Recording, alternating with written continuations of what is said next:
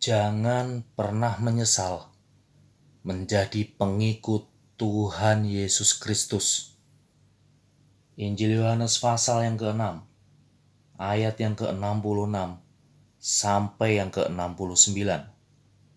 Firman Tuhan berkata, mulai dari waktu itu banyak murid-muridnya mengundurkan diri dan tidak lagi mengikut dia. Maka kata Yesus kepada ke-12 muridnya, apakah kamu tidak mau pergi juga?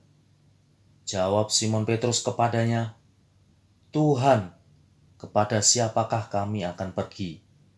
Perkataanmu adalah perkataan hidup yang kekal. Dan kami telah percaya dan tahu bahwa Engkau adalah yang kudus dari Allah. Jangan pernah menyesal jika Anda dilahirkan dari keluarga yang miskin jasmani.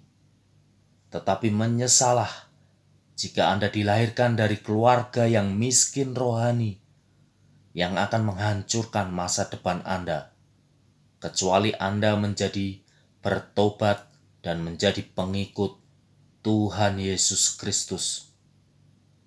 Jangan pernah menyesal jika Anda tidak memiliki gelar pendidikan yang cukup tinggi, sehingga banyak orang bisa memamerkan gelar pendidikannya dan merasa lebih pandai daripada Anda. Tetapi menyesalah jika Anda memiliki gelar pendidikan yang sangat tinggi, tetapi gelar pendidikan Anda membuat Anda menjadi orang yang sangat jahat, orang yang sombong, orang yang angkuh, merasa paling benar daripada orang yang tidak mempunyai gelar pendidikan. Dan gelar pendidikan Anda yang tinggi menjadi penghancur karakter Anda sendiri dengan mencari kekayaan dan menghalalkan segala cara. Anda bisa memperoleh kekayaan jasmani dari gelar pendidikan Anda yang tinggi. Tetapi Anda orang yang miskin secara rohani dengan menjual kebenaran untuk menghalalkan segala cara, untuk menuruti hawa nafsu duniawi Anda dengan gelar pendidikan Anda yang tinggi. Jangan pernah menyesal dan menggerutu jika Anda bisa hidup berkecukupan ataupun hidup dalam kekurangan jasmani. Tetap terus berusaha dan berjuang mencari rezeki yang halal, supaya Anda bisa berkecukupan dan belajarlah membantu dan menolong orang lain di saat Anda pun mengalami kekurangan dan kesulitan jasmani. Sebab jika Anda sudah berkecukupan, bahkan berkelebihan, Anda pasti bisa menjadi penolong buat orang lain. Dengan kelebihan jasmani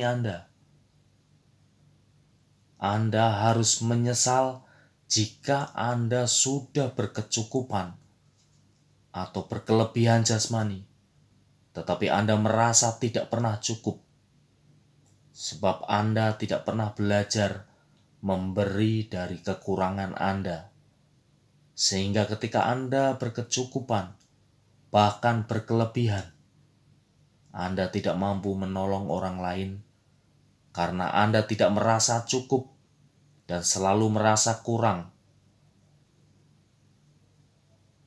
Itulah manusia penuh derita yang terikat dengan kekayaannya dan menyembah iblis dalam mengumpulkan kekayaannya di bumi. Jangan pernah menyesal jika orang lain mengatakan Anda tidak cantik atau tidak tampan, atau Anda dilahirkan secara cacat fisik.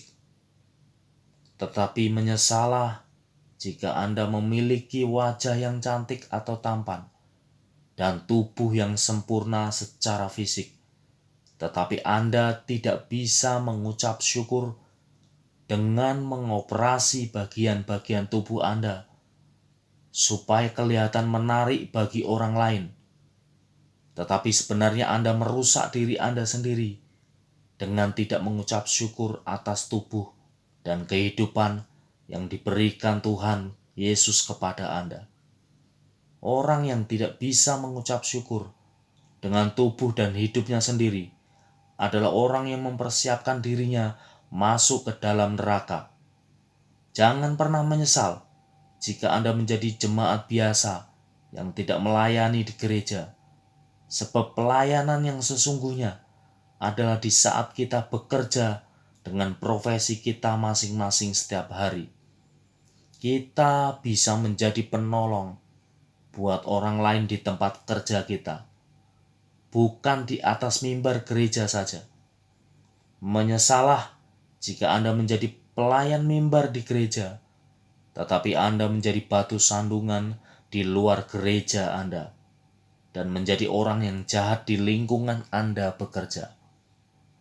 Hidup bukan masalah kaya atau miskin jasmani, sakit atau sehat jasmani, punya gelar pendidikan atau tidak punya gelar pendidikan, melayani di mimbar gereja atau jemaat biasa. Hidup bukan masalah berkekurangan atau hidup berkelebihan. Hidup bukan masalah pandai dalam segala bidang atau biasa-biasa saja. Hidup bukan masalah wajah yang cantik atau wajah yang tampan atau biasa-biasa saja. Semua dalam kehidupan kita bukan masalah hal-hal jasmani, tetapi yang menjadi masalah terbesar dalam hidup kita adalah apakah Tuhan Yesus yang kita percayai hidup dan ada bersama-sama dengan kita di dalam kehidupan kita sekarang ini. Jika Tuhan Yesus tidak bersama-sama dengan kita di dalam kehidupan kita sekarang ini, kita akan menjadi orang yang paling menyesal sampai kematian menjemput kita.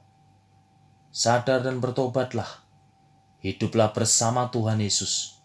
Apapun yang terjadi dalam hidup kita, kita yakin Tuhan Yesus memimpin hidup kita, dan semua yang terjadi dalam hidup kita mendatangkan kebaikan untuk diri kita sendiri.